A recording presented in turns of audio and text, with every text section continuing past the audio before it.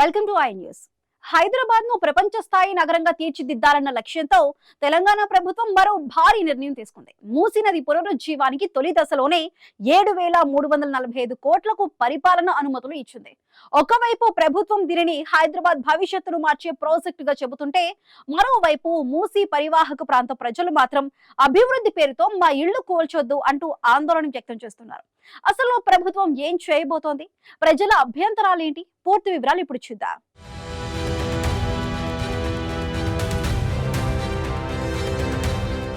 మూసీ నది పునరుజ్జీవన ప్రాజెక్టుకు తెలంగాణ ప్రభుత్వం కీలక ముందడుగు వేసింది. తొలి దశ పనుల కోసం 7,345.12 కోట్ల పరిపాలనా అనుమతులను జారీ చేసింది. దీంతో చాలా కాలంగా చర్చల్లో ఉన్న మూసీ రివర్ ఫ్రంట్ ప్రాజెక్టు అమలు దశల్లోకి ప్రవేశించింది. ప్రభుత్వ ప్రణాళిక ప్రకారం తొలి దశలో 21 కిలోమీటర్ల ప్రాధాన్య కారిడార్ ను అభివృద్ధి చేయనున్నారు. ఇందులో హిమాయత్ సాగర్ నుంచి బాపు ఘాట్ వరకు 9.2 కిలోమీటర్లు, ఉస్మాన్ సాగర్ నుంచి బాపు ఘాట్ వరకు 11.8 కిలోమీటర్ల రివర్ ఫ్రంట్ గా అభివృద్ధి చేయాలని నిర్ణయించారు.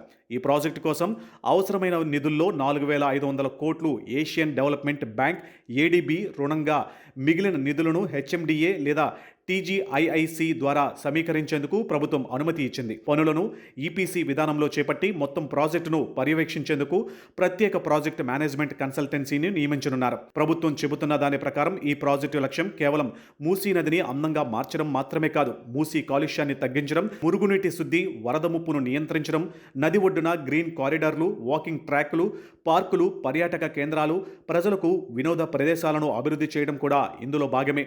ప్రభుత్వం దీన్ని హైదరాబాద్ నగర రూపురేఖలను మార్చే ప్రాజెక్టుగా అభివర్ణిస్తుంది. అయితే ఇక్కడే అసలు వివాదం మొదలవుతుంది. మూసీ నది పరివాహక ప్రాంతంలో నివసిస్తున్న అనేక కుటుంబాలు ప్రభుత్వ నిర్ణయంపై తీవ్ర ఆందోళన వ్యక్తం చేస్తున్నాయి.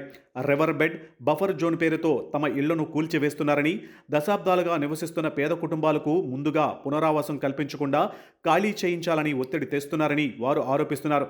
ముందు ప్రత్యామ్నాయ ఇళ్లు, సరైన పరిహారం ప్రకటించి ఆ తర్వాతే ప్రాజెక్టు పనులు చేపట్టాలని వారు డిమాండ్ చేస్తున్నారు. ఈ అంశంపై ప్రతిపక్షాలు కూడా ప్రభుత్వాన్ని లక్ష్యంగా చేసుకుంటున్నాయి. మూసీ శుద్ధీకరణకు ఎలాంటి అభ్యంతరం లేదని, కానీ పేదలను నిర్వాసితులను చేసే విధంగా ప్రాజెక్టును అమలు చేయకూడదని బీఆర్ఎస్, బీజేపీ నేతలు చెబుతున్నారు. పూర్తి డిపిఆర్, భూసేకరణ వివరాలు, పునరావాస విధానం, పరిహారం అంశాలను ప్రభుత్వం ప్రజలకు వెల్లడించాలని డిమాండ్ చేస్తున్నారు. అయితే ప్రభుత్వం మాత్రం ఎవరూ నష్టపోకుండా చట్టబద్ధంగానే ప్రాజెక్టును అమలు చేస్తామని, మూసీని ప్రపంచ స్థాయి రివర్ ఫ్రంట్గా అభివృద్ధి చేయడమే తమ లక్ష్యమని చెబుతుంది. ఒకవైపు అభివృద్ధి, మరోవైపు నిర్వాసితుల ఆవేదన. ఈ రెండింటి మధ్య సమతుల్యం ఎలా సాధిస్తుందన్నదే ఇప్పుడు తెలంగాణ రాజకీయాలలో కీలక చర్చగా మారింది. 7,345 కోట్లతో మూసీకి కొత్త రూపు ఇవ్వాలని ప్రభుత్వం సిద్ధమవుతుంది. కానీ అదే సమయంలో మా ఇళ్లు కాపాడండి అని మూసీ ఒడ్డున నివసించే కుటుంబాలు వేడుకుంటున్నాయి. మరి అభివృద్ధి, పునరావాసం రెండింటినీ ప్రభుత్వం ఎలా సమన్వయం చేస్తుందో చూడాలి.